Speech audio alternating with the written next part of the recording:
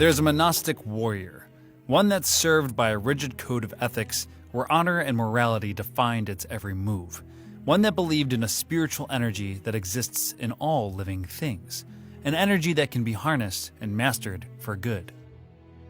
They existed a long time ago, not in a galaxy far, far away, but on this planet. I'm of course talking about the samurai. What? Talking about something else you thought I was? It's no secret that Star Wars creator George Lucas drew inspiration from samurai films like The Hidden Fortress for his intergalactic space opera. But the similarities between the monastic Jedi and militant samurai aren't just drawn from fiction. From belief systems and codes of honor to fighting style and even attire, the two groups of legendary warriors are cut from the same cloth.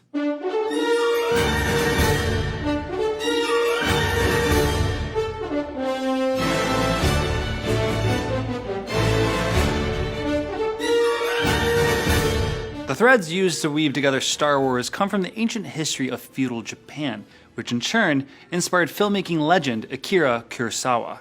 Kurosawa was prolific between the 50s and 60s for his 17th century Jedi films, a genre specific to Japanese historical fiction and period pieces. Kurosawa's films laid the foundation for samurai cinema that's had an indisputable impact on Western filmmaking, with much of his work being remade and adapted into cowboy westerns. His movie Yojimbo would be interpreted as a fistful of dollars, Get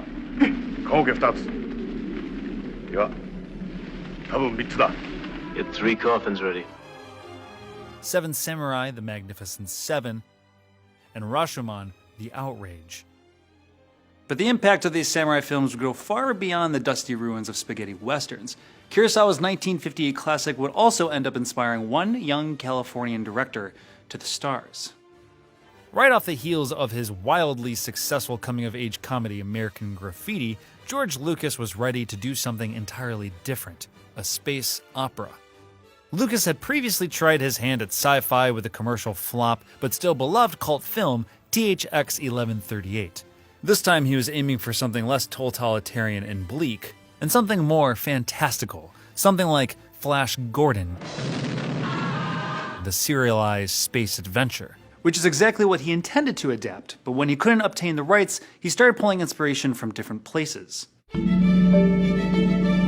Lucas caught a screening of The Hidden Fortress, and as he stated in J.W. Winsler's The Making of Star Wars, Kurosawa's movie became an influence right from the very beginning. The Hidden Fortress's two bumbling peasants, Tahi and Marashishi, became C-3PO and R2-D2. Both are depicted as lower-class citizens who charmingly bicker back and forth, are eventually separated, reunited, and act as the storytelling vehicle to introduce us to the broader cast of characters and the conflicts that await. There's a princess in peril at the hands of an evil enemy clan, there's a renowned warrior that fought in historical battles, and even the scene transitions are the same. And while the plot points can seem uncanny, the most remarkable inspiration came from Akira Kurosawa's depiction of the samurai, the notable and disciplined heroes of all Jedi films. From the values depicted on screen, George Lucas started to shape his own kind of samurai, a legendary warrior whose legacy spans centuries in history, the Jedi. Sure, on the surface, the comparisons between the samurai and the Jedi are obvious. They both wear garbs and wield a sword, just one of them is made out of a laser. But there's more to the Jedi than just robes and laser swords, however. The defining traits of the Jedi are also in the power of the Force, the code they adhere to and abide by, their sense of good and evil, right and wrong, and a responsibility to uphold harmony. These qualities aren't just unique to the Jedi, for the 17th century samurai also obeyed a dualistic way of thinking, a way of life guided by beliefs and a strict code of honor. And in order to grasp how these historical warriors that held the reins of power for 700 years shaped George Lucas's make-believe intergalactic knights, we have to go back to, well, a different kind of Jedi. Samurai, meaning one who serves, first rose to prominence in the 12th century, and unlike Jedi, weren't always considered the ideal archetype for morality or peace. They were considered relentless militant warriors, ones that held honor above all else, So much so that in order to preserve their honor in the face of defeat, they'd end their own lives in a suicidal ritual known as seppuku, death by disembowelment.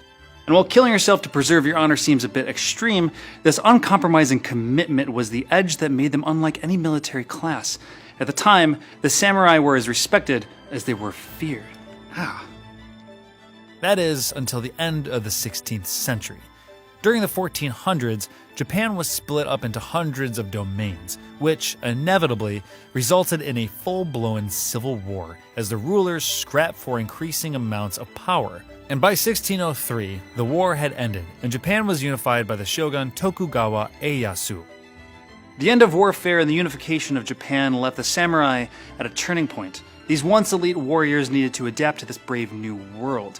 They had to learn how to operate within a new societal structure. They started to adapt the ideas of Confucianism, a belief system that emphasizes loyalty and duty, and believes that humans are fundamentally good.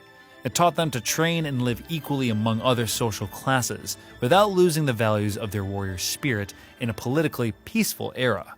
They began to study Zen Buddhism, the idea that salvation would come within, and Shinto, the way of kami, a Japanese way of life that emphasizes being in touch with the spiritual energy that exists in earthly objects like forests, mountains, bodies of water, and the air. You know, like the Force. The Force, like kami, is, as Obi-Wan Kenobi says, it's an energy field created by all living things. It surrounds us and penetrates us. It binds the galaxy together. But there's a cycle to kami. It's believed that when people die, their spirits become one with kami, like fallen Jedi whose bodies disappear and join the Force. Lucas's interpretation of kami and adaptation into the Force was a much more wondrous approach to a key part of Japan's ancient way of Shinto. It involves what feels like an endless arsenal of abilities like telekinesis, mind control, and even shooting lightning from your fingertips. And as far as we know, Shinto doesn't give you any special powers. In that respect, the Force is also like a more exaggerated version of Chi. I wanted to take all religions, major religions, and primitive religions and come up with something they might have in common. Chi originated from Chinese culture, translating to life force or energy flow. It's often associated with martial arts, and again, even the samurai practiced mastering Chi, believing it could assist them in their swordsmanship. Special powers aside, the amalgamation of these spiritual beliefs are what led to what is interpreted today as the defining code of morality and honor, broadly known as Bushido. Shintoism connected the samurai to their people and the land. Confucianism taught them to respect authority. Zen Buddhism gave them morals, a sense of mind over matter. This scope and way of life were turned into 8 virtues that the samurai would live and abide by. These 8 rules would serve as the roadmap that would reach beyond the samurai and influence the culture, and they would be the very same rules that George Lucas's Jedi Code would mirror. George Lucas has stated that his inspiration for the Jedi was drawn from many sources, including the concepts of chivalry used by medieval knights, and other mythologies and theories found within major and primitive religions. The influence of Kurosawa's films are prevalent even in Lucas's earliest iteration of his Star Wars universe.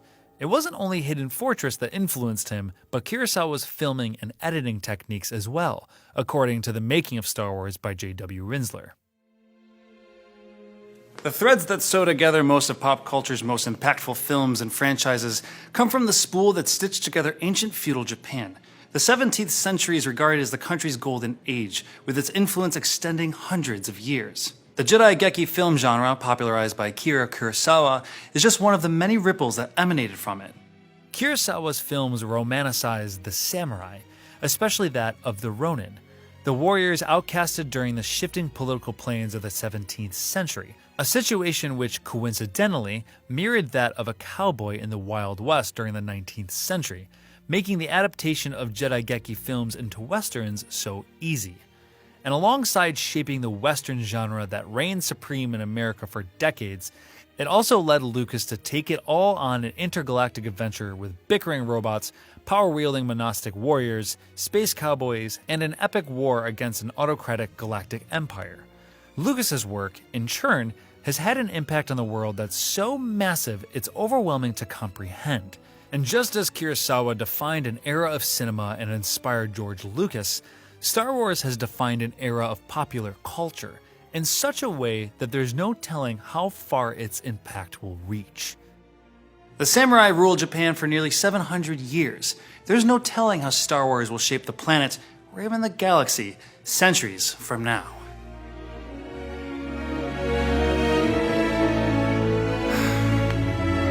That is a wrap of Season 1 of True Fiction. Now, of course, if this is your first time joining us, we have 6 other episodes for you to go back and watch, so please check those out if you have a chance. Otherwise, this is a big old thank you from the True Fiction team to you. Thanks for watching.